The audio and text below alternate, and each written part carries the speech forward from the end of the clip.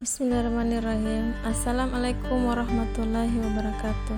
Perkenalkan, saya Suprima, NIM B23061073, kelas 01I Polman 2, Prodi S1 Kebidanan Universitas Mega Buana Palopo. Baik, di sini saya akan memaparkan tentang mengkaji kembali tanggung jawab bidan dalam berbagai tatanan pelayanan kesehatan, lingkup praktis dan legislasi.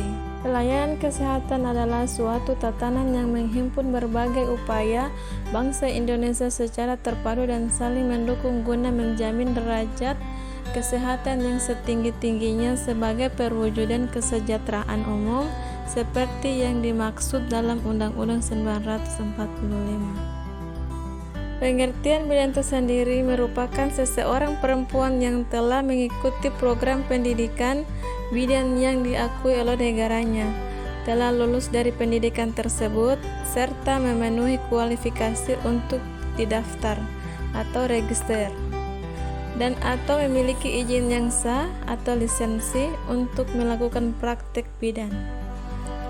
Pelayanan kebidanan adalah seluruh tugas yang menjadi tanggung jawab profesi dan dalam sistem pelayanan kesehatan yang bertujuan untuk meningkatkan kesehatan kaum perempuan, khususnya ibu dan anak. Peran dan tanggung jawab bidan dalam sistem pelayanan kesehatan: peran sebagai pelaksana, peran sebagai pengelola, peran sebagai pendidik, peran sebagai peneliti. Adapun tanggung jawab bidan dalam sistem pelayanan kesehatan: 1. Tanggung jawab terhadap peraturan perundang-undangan. 2. Tanggung jawab terhadap pengembangan kompetensi. 3. Tanggung jawab terhadap penyimpanan catatan kebidanan. 4. Tanggung jawab terhadap keluarga yang dilayani. 5. Tanggung jawab terhadap profesi. 6. Tanggung jawab terhadap masyarakat. Peran dan tanggung jawab bidan di fasilitas pelayanan terbagi 3. 1. Tugas pelayanan mandiri, misalnya memberikan asuhan kebidanan kepada wanita usia subur yang membutuhkan KB, asuhan kepada bayi baru lahir, asuhan persalinan normal, dan asuhan masa nifas dengan melibatkan keluarga. 2.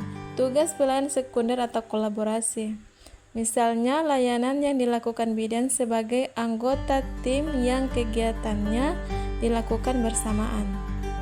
3. Tugas tersier atau rujukan, layanan yang dilakukan oleh bidan dalam rangka rujukan ke sistem pelayanan yang lebih tinggi atau sebaliknya, yaitu bidan sewaktu-waktu menerima rujukan dari dukun yang menolong persalinan. Berikutnya, legislasi. Legislasi adalah proses pembuatan undang-undang atau penyempurnaan perangkat hukum yang sudah ada melalui serangkaian kegiatan sertifikasi atau pengaturan kompetensi, registrasi atau pengaturan kewenangan, dan lisensi atau pengaturan penyelenggaraan kewenangan. Tujuan legislasi itu sendiri yaitu untuk memberikan perlindungan kepada masyarakat terhadap pelayanan yang telah diberikan. Bentuk perlindungan tersebut meliputi: 1. Mempertahankan kualitas pelayanan. 2. Memberikan kewenangan. 3. Menjamin perlindungan hukum. 4. Meningkatkan profesionalisme. SIP atau Surat Izin Bidan adalah bukti legislasi yang dikeluarkan oleh Departemen Kesehatan yang menyatakan bahwa bidan berhak menjalankan pekerjaan kebidanan. Peran legislasi ada 2, yaitu 1. Menjamin perlindungan pada masyarakat pengguna jasa profesi dan profesi sendiri. 2. Memberikan pelayanan yang profesional. Registrasi.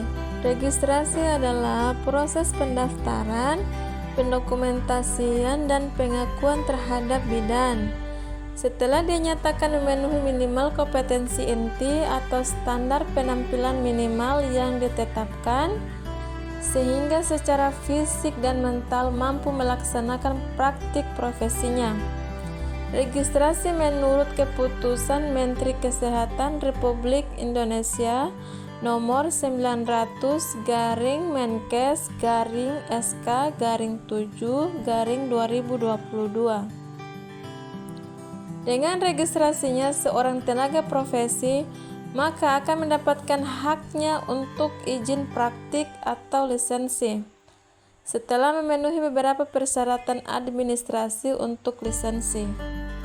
Adapun tujuan registrasi itu sendiri, 1. Meningkatkan kemampuan tenaga profesi dalam mengadopsi kemajuan ilmu pengetahuan dan teknologi yang berkembang pesat. 2. Meningkatkan mekanisme yang objektif dan komprehensif dalam menyelesaikan kasus malpraktik. 3. Mendata jumlah dan kategori melakukan praktik. Demikian pemaparan saya. Terima kasih.